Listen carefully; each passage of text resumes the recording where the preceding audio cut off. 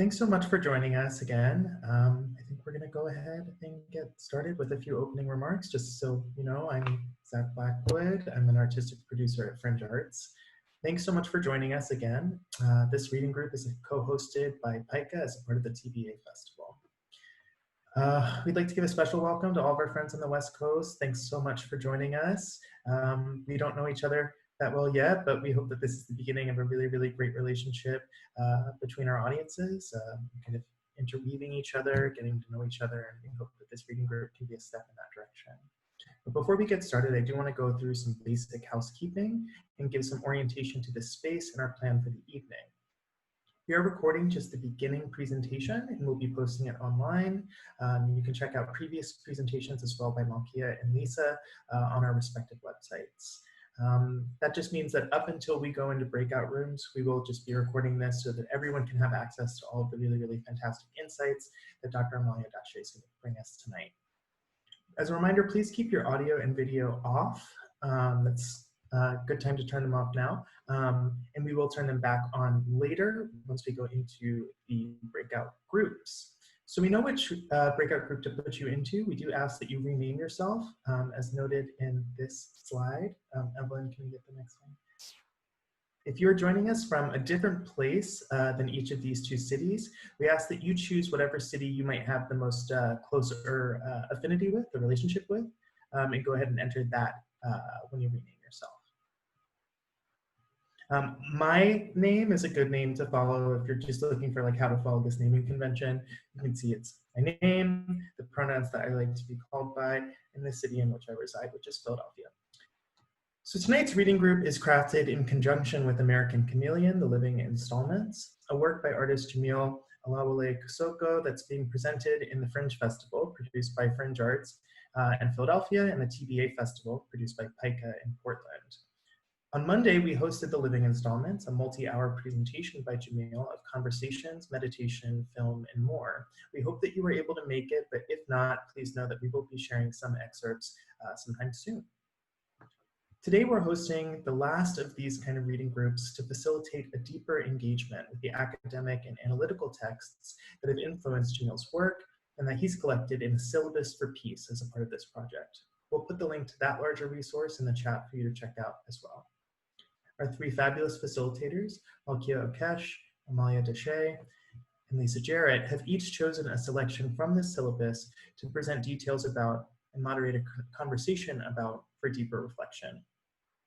Each reading group, this is our third and final one as a reminder, begins with a presentation from the lead facilitator and then moves into breakout groups by city to discuss the topics with a focus on the specificity to each geographic area. And then we return to a share out and talk as a full group to close out. Throughout the program tonight, we do encourage you to use the chat as a forum to share ideas, links, and other resources with the full group. And please feel free to add your ideas, links, and other resources here as the program continues. But we'll go ahead and get started with the presentation now, led by Dr. Amalia Dache. All right. Good evening or afternoon, depending on where you are, everyone. I'm going to go ahead and share my screen. So tonight we're going to be doing lecture style. I am a professor and I love traditional lectures, so this is how we're going to be rolling tonight. But I try to make it as aesthetically pleasing as possible. So let me go ahead and share my screen.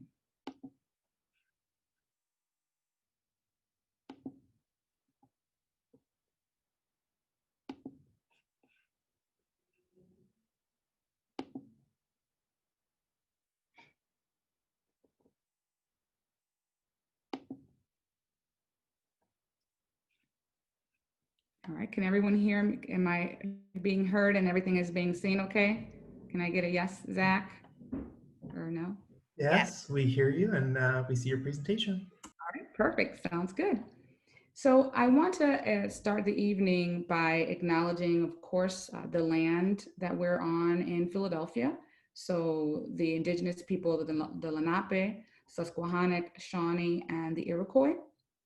I also want to acknowledge, along with the land, especially given the topic that we're going to discuss tonight, the oceans and seas, our ancestors, what we call in Yoruba tradition, the Egun, and the Odishas as well.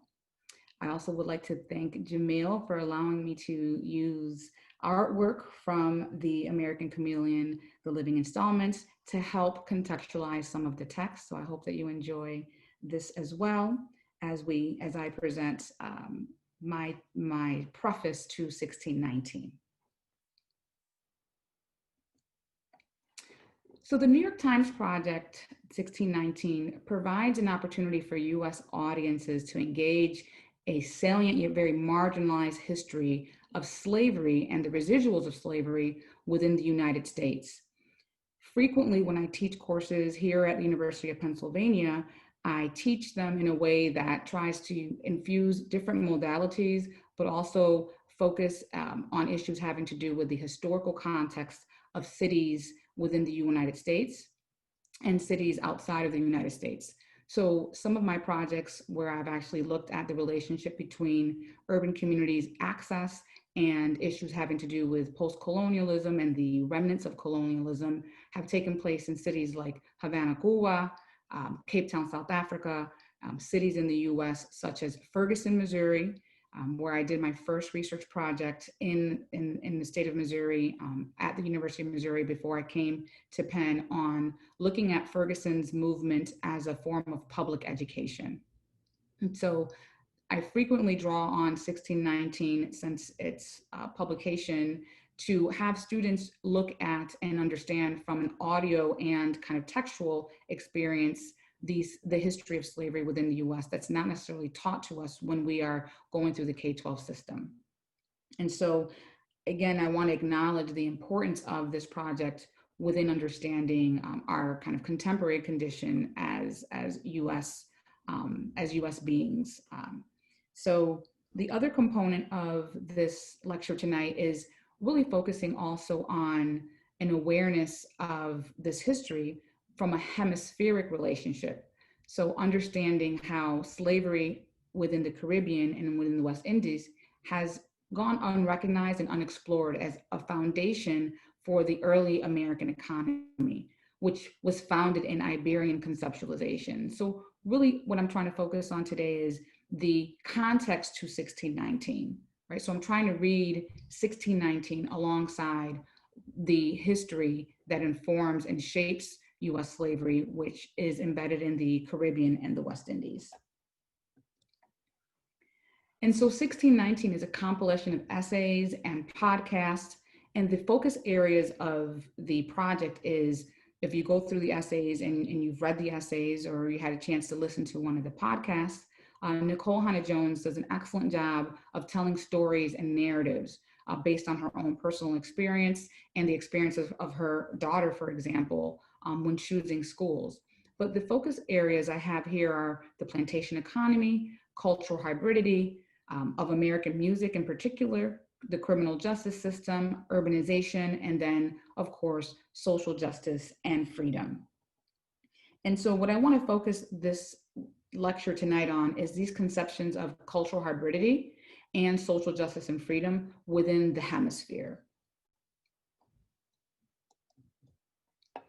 And so I'm going to do a little textual reading here as well. My training originally is in English literature, so I love reading, and I'm reminded of Lisa's reading group last week where she also read from the text. But this component here is related to understanding the differences between slave societies and societies with slaves.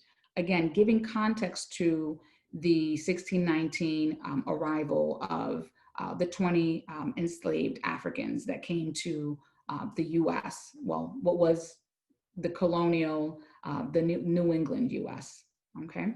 So here, Kimball states, there were fewer slaves in New England than in any of the colonies that declared independence from Great Britain in 1776.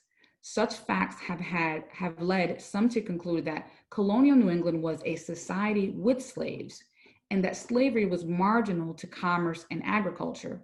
By comparison, the substantial slave populations living and working in the West Indies have allowed historians to characterize the Dutch, Spanish, French, Danish, and English island colonies as slave societies, in which slavery stood at the center of the economic production. So why is this important to understand? Not only because of the quantitative components, so it's not just because in the West Indies there were more slaves than in New England. What's really important is the interdependence. So that's what I want you to remember, the interdependence between the West Indies and New England. And also within this reading, what Kimball also contextualizes is that Massachusetts at the time was a struggling economy. And not until they begin to trade with the West Indies does the economy begin to improve, and Massachusetts is able to pay its debts off to England. So it's important to understand the relationship between the West Indies and colonial New England, and how in the West Indies, there was already slave societies prior to societies with slaves like New England at that time.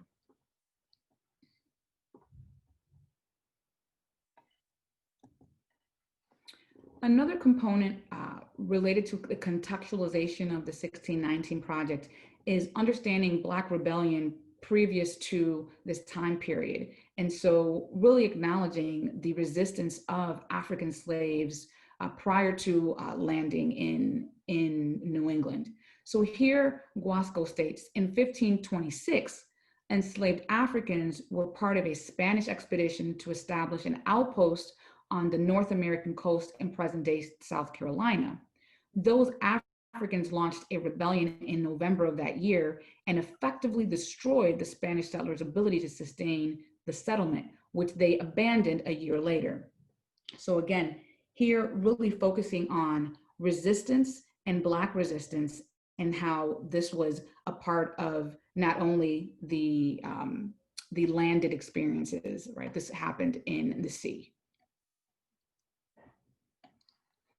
So I'm not sure if many of you are familiar with the term La vida de los negros importan, but this term is really the translation of Black Lives Matter in Spanish. And what's really important to understand with this translation is that when I started doing research in Ferguson, and right after Mike Brown is killed in Ferguson, right after Black Lives Matter, spreads through the nation, not many Latinx community members or Latinx populations were engaging in discussing Blackness or anti-Blackness in their communities. And so it has taken the moment and the movement stemming from George Floyd and Breonna Taylor to push Latinx community members and Latin Americans to start really discussing publicly and in protest that la vida de los negros importan. And here the actual image is in Brazilian, it's in Portuguese. And so I wanted to also give some context related to the Latin American experience of anti-Blackness and share some statistics. So here we see that Brazil has a homicide rate. 75% of their homicides are of Black Brazilians, yet Black Brazilians only constitute about 50% of the population. And the statistic is almost identical when looking at homicides at the hands of the state. 5,000 Afrodescendientes, which again are Afro-descendants, are killed a year in Brazil. So issues of police brutality, issues of state violence are not insular to the US. And so I really appreciate how these protest movements are now becoming more transnational and more inclusive to Black populations and populations of Negros outside of the US, because again, it's that interdependence that happens when we discuss the history and the contemporary context of Blackness and white supremacy across these post-colonial societies. So right now I want to take a moment for you to use your chat function and write answers to the following questions. So we'll take about a minute to do each question. And the first question is,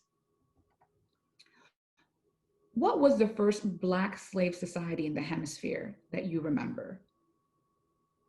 And so I'll just give you a minute, and Zach's gonna read the chat for me to let me know your response. So on standby. Yes. So go ahead and use the chat function to respond to that. Thank you.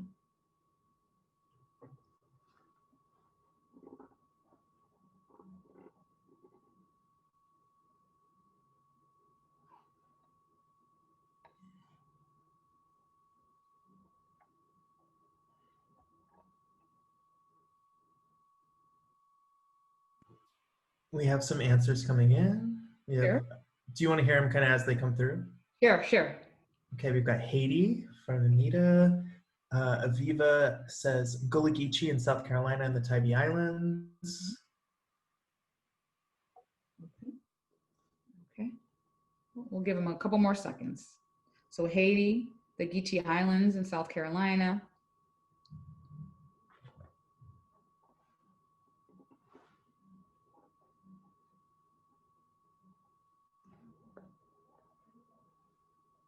Any others, Zach?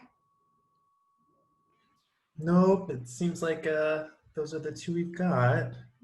Everybody better jump in on this next one, okay? There's no prize, but It's well, important.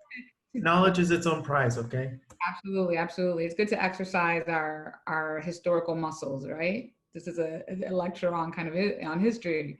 So I will give you the answer. The answer to this question, what was the first Black slave society in the hemisphere, is Barbados between 1636 and 1876. Okay, next question. Where was the term Black first legally defined in the hemisphere?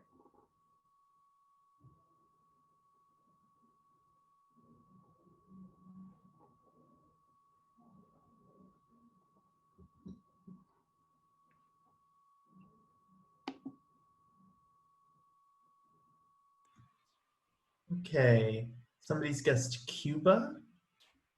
Oh, okay.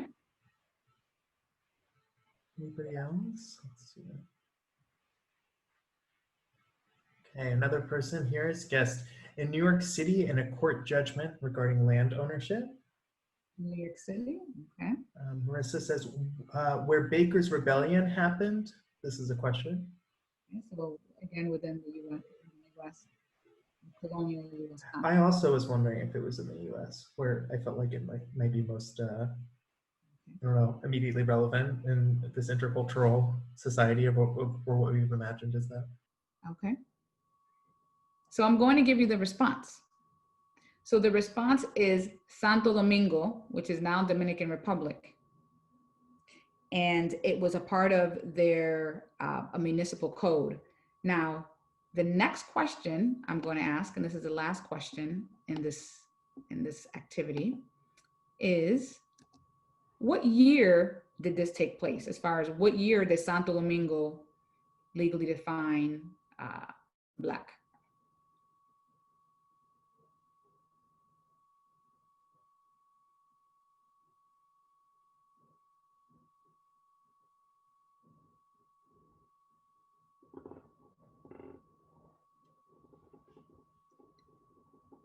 So what do we have, Zach? What's coming in?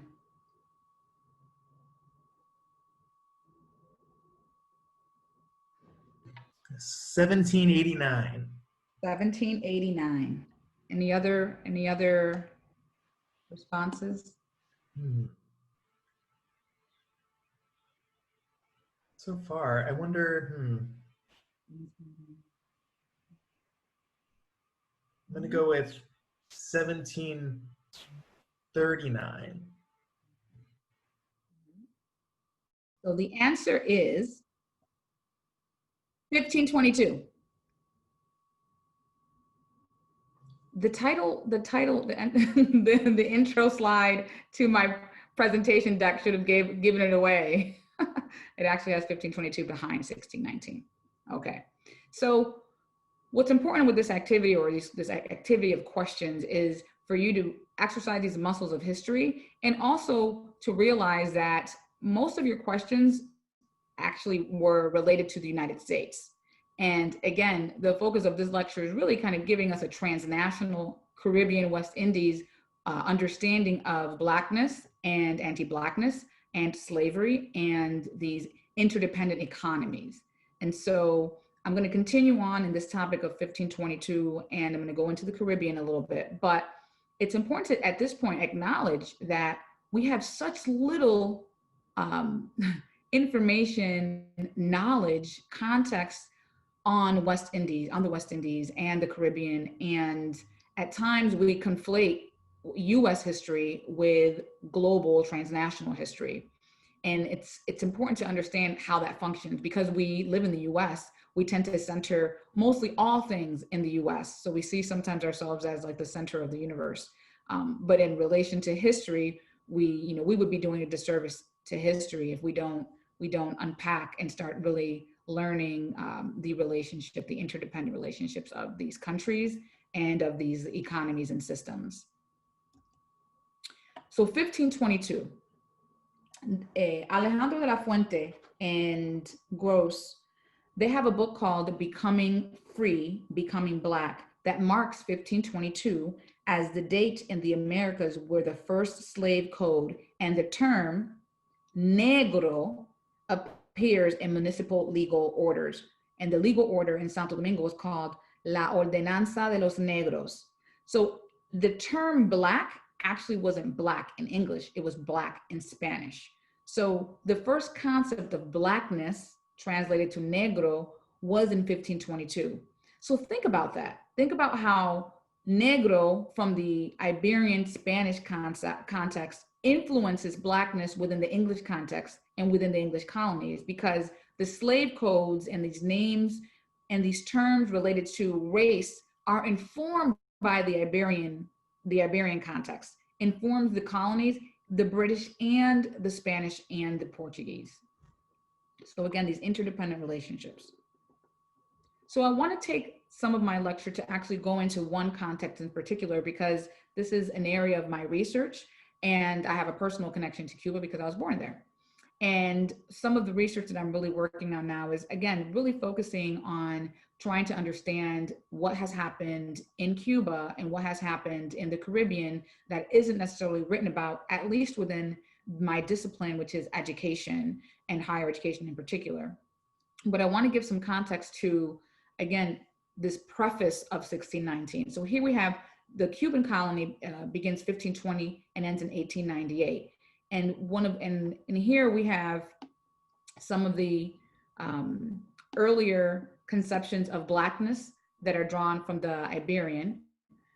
And so here we have Spanish colonists landed in Havana, and they drew on Iberian social and legal precedents, such as the Spanish concept of limpieza de la sangre, or purity of blood, developed in the 15th century to distinguish between old Christians and those of Jewish, Muslim, and heretical origin, which shaped Iberian ideas of difference between Africans and Europeans. So again, this is also stemming from religion and Christianity.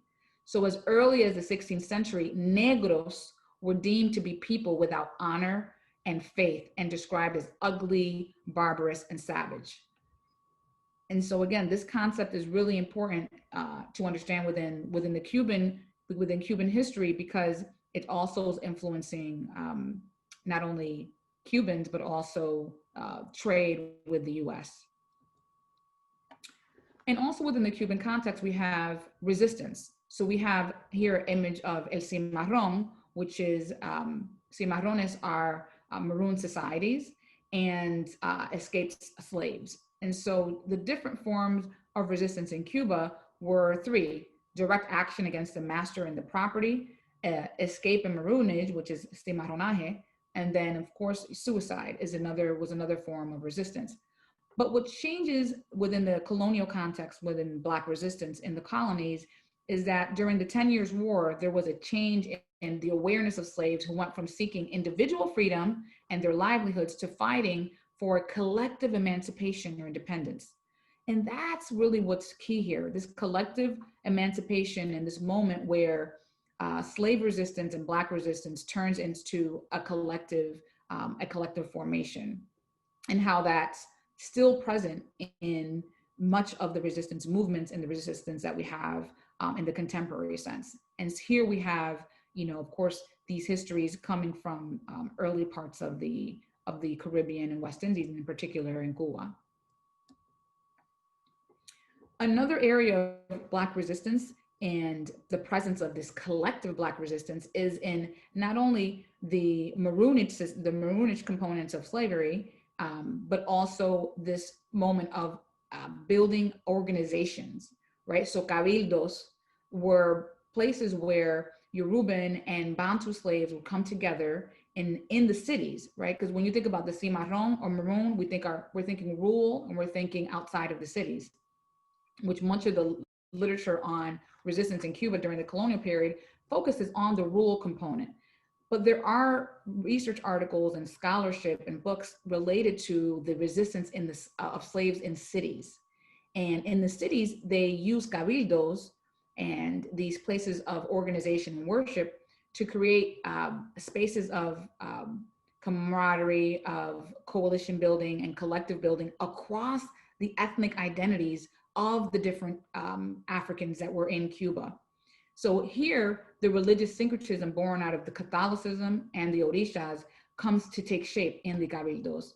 And this is really important for this lecture because I'm actually going to go into this idea of resistance through religion and religiosity and Africanicity of Afro-Cubans and previously enslaved Africans and their traditions as they move through the historical components of Cuban history. And so here we have the time period of the República, which is the Republic. So Afro-Cubans were central to the independence and the freedom movements and the struggle against the Spanish colonies. So they were critical and essential in nation building and in building the Republic. In 1912, however, one of the first Black political parties in the hemisphere, El Partido Independiente de Color, were massacred. They began a movement to become more visible and to become more engaged, because in the last 12 years from independence, you see a rise in white supremacist thinking and in how their compatriots and their white compatriots begin to see them as less than, and really kind of go back on their word of building the nation together. And there is some text arguing that the U.S. and U.S. white supremacy informs white Cubans and Criollo Cubans during the Republic into becoming even more of a racist society. And so 33,000 Afro-Cubans during the race war of 1912 are massacred and killed. And so on the right hand, we have these organization called Sociedades de Color, which, if you remember, in the colonial time, we had cabildos, which were places of worship and also places of community. These begin to take shape in the Republic period. And Afro-Cubans who practiced religions of African origin resisted, white repression and Black elite condemnation, right? Because the Black elite during this moment also saw these Afro-Cuban religions and Afro-Cuban ways of being as forms of as savage and as not civilized. And so you have both white repression and kind of class condemnation. And so another word for Afro-Cuban religions in the Spanish context is brujeria, which is what's in the US or in the English language you call witchcraft. So having almost no political space in which to express their worldviews, many Afro-Cuban men and women did so in their neighborhoods and through some of these sociedades de color. Now, this is now during the revolutionary period in Cuba. So post 1959, you have Fidel Castro, you have a new world order within the Cuban context. And so what you still have in Cuba is Afro-Cuban repression, because in Cuba, you can no longer, because Fidel and the revolutionary government pushed ideas of racial democracy to the point where they didn't feel like and I'm saying we because I'm Afro-Cuban as well, and so is my family, we needed to have places of collaboration and places of unity to come together as Black people. So no longer were organizations allowed to congregate along racial lines. And so in Cuba, the political descendants, many of them who are pictured here are of African descent. As a matter of fact, about 70% of the Cuban population is of African descent, but the Cuban government actually whitens the statistics. And Danielle Pilar Cleland, in her book on race and power in Cuba in 2019, when she publishes a book, actually discusses the whitening of Afro-Cuban statistics. And so it's important to understand these contexts of resistance in context of anti-Blackness happening from the state, from the level of the state, and in a society that we're not very familiar with, because in the US, we focus on the political economy, which is capitalism, colonialism. But what I'm learning is that within post-colonial societies that have systems like Cuba, which are state-run and not run on the market, you still see there's a hierarchy and a military class. So in essence, the military class in Cuba replaces kind of the bourgeois class. And so you still see high levels of racism in Cuba from the institutional perspective and from interpersonal perspective as well, especially when you look at the political dissidents in Cuba at the moment. So when you look at resistance in Cuba and in the US, what I really appreciate about Afro-Cubanidad is that since the revolution, this Africanicity has been present in the US through the exiles, through many of the Afro-Cuban exiles, bringing these conceptions of collectivity, of hybridity. Again, 1619 focuses on cultural hybridity in music, but here I'm really focusing on cultural hybridity when it comes to spirituality and to issues having to do with racial justice. And so thousands of santeros, which again, within the Orisha tradition, are called priests of Ifa, or santeros to a certain extent, depending on how you if you have a syncretism approach, came through the exiles, and so they brought the Orishas to the U.S. And so when you think about what the Afro-Cuban religions are that are present in the US as a form of resistance, kind of this white hegemonic supremacist way of seeing spirituality, there's three major religions. One is Ifa Orisha, which is considered Santeria, which is kind of like the popular term for Santeria. And so you also have Palo Mayombe, and you also have Abakwaz. Ifa Orisha originates in Nigeria, in cities like Oyo and Benin and Ife. And then you also have Palo Mayombe, which originates in Bantu, Congo areas of Africa, and the Abakwa, which are Congolese. So again, you have a mixing of ethnic religious spiritualities in Cuba that are present and are still very cemented in these cultural ideas of what Cubanidad and Cuba is. And of course, you see it migrating here to the U.S., especially during the revolution, because of the ability to practice religious freedom in the U.S. and not in Cuba during the revolutionary period. And so here is a personal slide. These are my parents. So in Rochester, New York, my father, Jesus Dache, was the first practicing palero. So he was a priest of Palo Monte Mayombe. And he had approximately 80 initiates from 1983 to 2010. And so out of the 80 initiates, 70 were African-American or Afrodescendientes.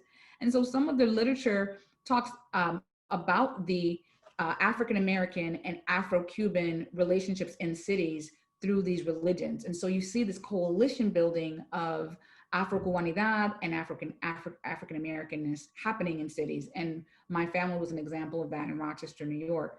And so as you see here, I have a saying from the Bantu religion related to race and struggle. And it says in, of course, Bantu, in Spanish, and in English, these different ways of understanding power. So it says here, whites know with the pen, but blacks know with the flora. So again, Afro-Cuban religions are really grounded in nature and are about 4,000 years old.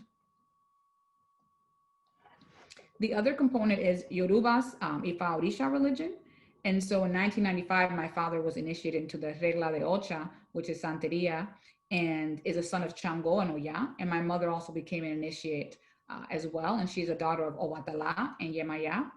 And what's important to understand about the Yorubas is that the Yorubas religion were really grounded in not only nature, but also had a very syncretism component with Catholicism, which is based on Santeria. There's some Ifa Orisha initiates and practitioners and priests who do not practice the the syncretic version, but I want to focus a little bit on the syncretic version of that.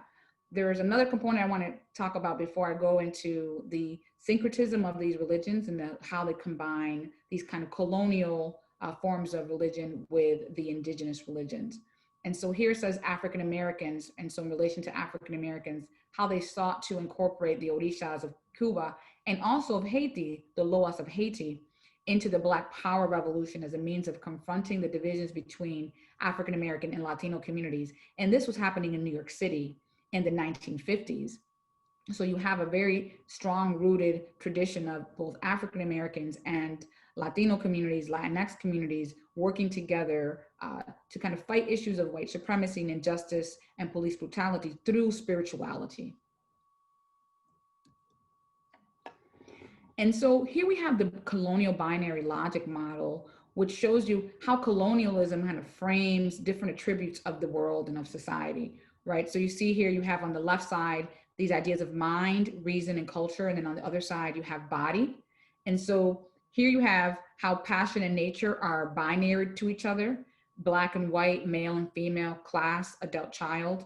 And so when you add the level of religion to this, you would probably add here, and and that's what I'm arguing today, is that if you add Christianity and the religions that are indigenous, they would be on the side of the body, and Christianity would be on the side of the mind. I mean, that would be within this colonial thinking, that they would separate the body from the mind. And so it's important to know that indigenous religions do not subscribe to these binaries. And an evidence to that is a Orisha, the Orisha Owatala in Yoruba tradition. Owatala is both a man and a woman.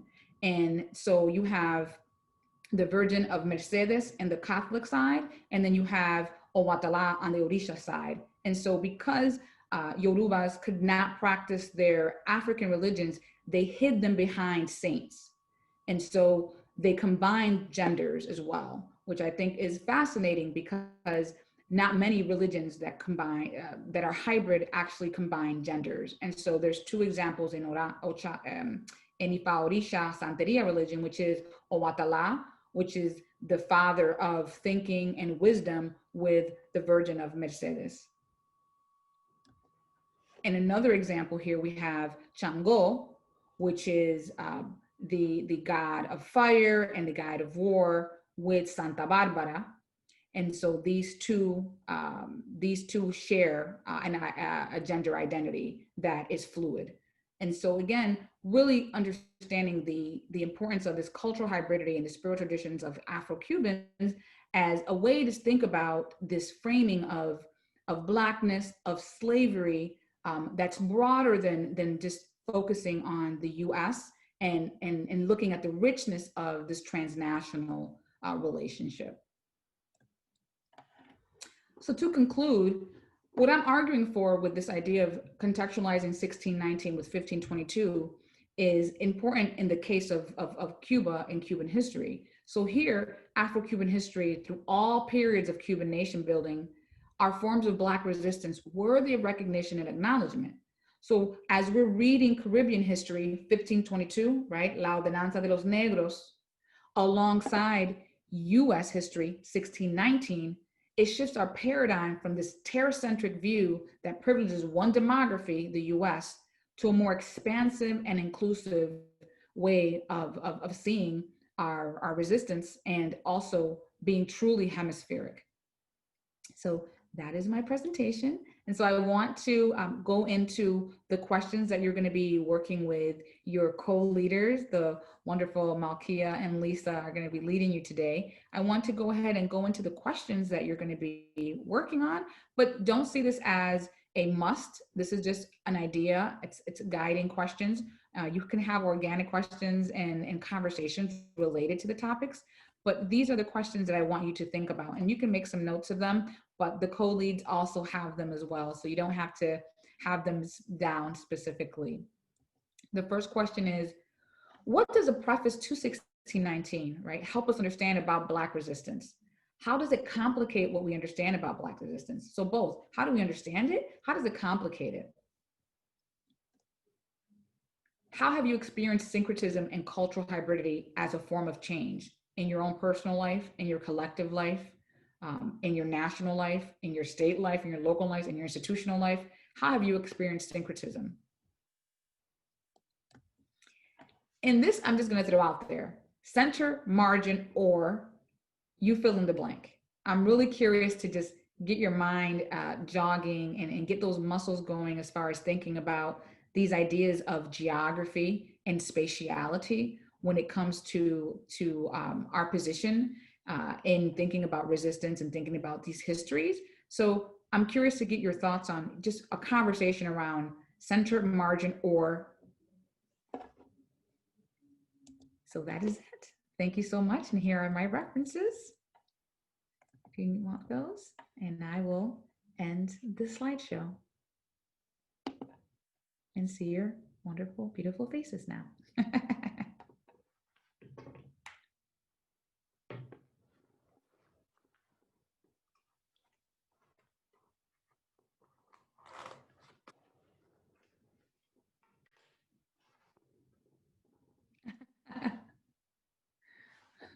Oh, claps. It was like it was very lonely and icy. I felt super lonely because I couldn't see or hear anyone. So I felt like I was just talking to myself, but no, thank you so much. Thanks for the love. But yeah, I don't know. I think are we taking it away, Evelyn, or going right into the working groups? Yeah, we can start the breakout groups right now unless anyone wants to say anything before we start. Anyone who didn't put a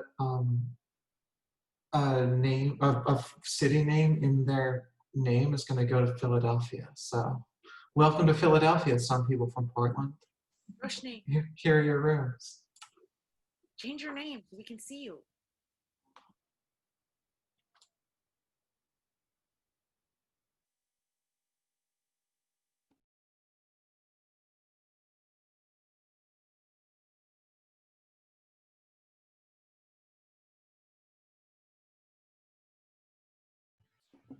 That was so good. Like, not good. I mean, it made me mad, but I like ran downstairs and told my roommate, like, 1522. She was like, what are you talking about? I'm on the phone with my whole family. And I was like, well, put them on the phone. I mean, that's like that. When I read that, I was like, I'm always just like so disappointed in our education system. I'm just so disappointed in our education system all the time. I'm just like, why don't we know this? This is ridiculous. We don't know. We just don't know. And we got a lot of work to do. And I feel like that's why I chose to do this profession, is to teach, because I feel like that's the basis of change, is teaching and learning and sharing knowledge, because it's hidden from us. I mean, I'm actually kind of a conspiracy theorist as well, a little bit.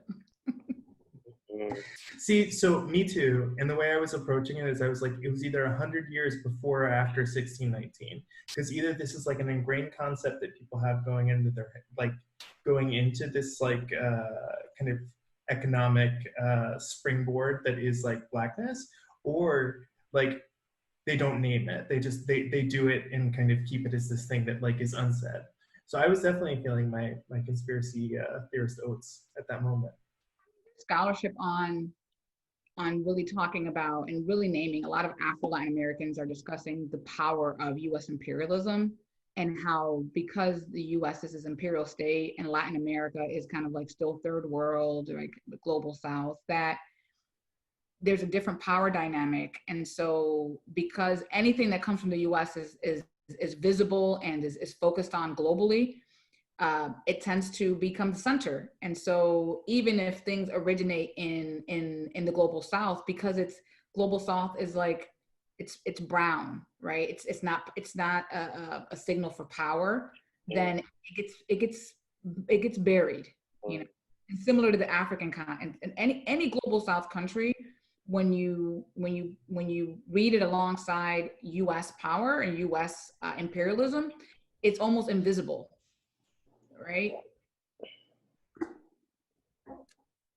It was so I grew up in like in between Central and South Florida, and the public education there around even just the settlement of Florida and kind of how many times it's like turned over hands, and like what the like, it makes it sound like Florida climbed out of the earth like in 1956, like really and truly. Like there is no real rigorous, like earnest attempt to even understand like the history of the place and the people that have moved through it. It's just like Disney World. If I can take a moment. Hi, Mark. Are you trying to go to the Portland breakout room? Is that why you're back? You're muted. You're muted, Mark. I can't hear you. Mark, can you give us a thumbs up if you want to go back to a breakout room? Great. I think I have changed your designation. Do you see an updated invite? We are going to bill you later for the backstage chat. You got the VIP sneak peek. All right. Let me get back. Thanks, everyone. Great, thanks. Amalia, I was wondering if you could speak to this idea, like when we talk about hemisphere, yeah, how are you defining hemisphere in this context? So the Western Hemisphere, and in particular, Latin America, Caribbean, and North America. So the Americas. I see. Got it. America. Mm-hmm. And is this sort of this terminology, like when we speak of like hemispheric, like I'm thinking of like the Hemispheric Institute as an example in New York. Maybe you're not familiar. Okay. What's that? All right. Well, I mean, it's an amazing space that's doing a lot of sort of social, cultural justice work, and it's a school. I guess it's an institute embedded in NYU, maybe even NYU Tisch. Okay. But I guess the reason why I bring it up is because I was just wondering, like, with that title, I guess the Western Hemisphere. So when we're thinking of like the Hemispheric Institute, is this an attempt to sort of bridge, you know, this conversation amongst the Americas, sort of unilaterally? Yeah. I suppose, yeah. I'm gonna look it up. So I'm drawing from this concept of hemispheric from Juliet Hooker's work in Theorizing Across the Americas. She's at Brown. She did her book on theorizing across the Americas, theorizing race across the Americas, is a reading of Du Bois, Frederick Douglass, with two Latin American theorists, Vasconcelos and Sarmiento. She juxtaposes Douglas with Sarmiento, which are both in the late 18th century, no, early 19th century, early 19th. So they're contemporaries of each other, both intellectualizing this. Well, okay, interesting. So you have Douglas and you have Sarmiento, both having conversations about racial political thinking during the time period, and then you have Du Bois and Vasconcelos. Vasconcelos is Mexican, Du Bois is U.S. African American, and that's their conversation is like late, early 20th century, late 19th century. So you have each of them in their own time period discussing racial political thinking and across the hemispheres, and how each of them are reading, like the U.S. reads Latin America as like this melting pot, right? Like Du Bois and Douglas sometimes see like mestizaje and mixing in Latin America as like, that's something that the U.S. should do. Like we shouldn't be so binary. We should be mixing. And then Latin America sees the U.S. as imperialist but also sees education and democracy as a way to move forward. So it's probably one of the most powerful books I've read in the last couple of years, that just has me thinking about kind of how we study race in a whole new way, because we really miss these opportunities to learn from not only like historically what has happened to shape kind of our conceptions of race, but what's been hidden and what is invisible, what we don't see. And so until we start recognizing that they're interdependent, we won't really understand, right? Like Afro-Cuban, like the presence of Afro-Cuban religions in these communities is so strong. No one would ever even know that these religions exist or these spiritualities exist And so you just hear like, oh, voodoo, or you hear like witchcraft. You like no historical context whatsoever to how this is like a form of resistance for people for, you know, for generations.